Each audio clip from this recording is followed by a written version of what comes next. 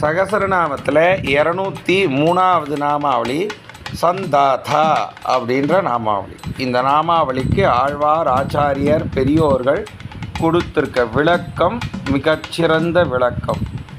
இரண்யனை அழிக்கும் காலத்திலேயே பிரகல்லாதனை சேர்த்து கொண்டவர் அப்படின்னு சொல்கிறான்.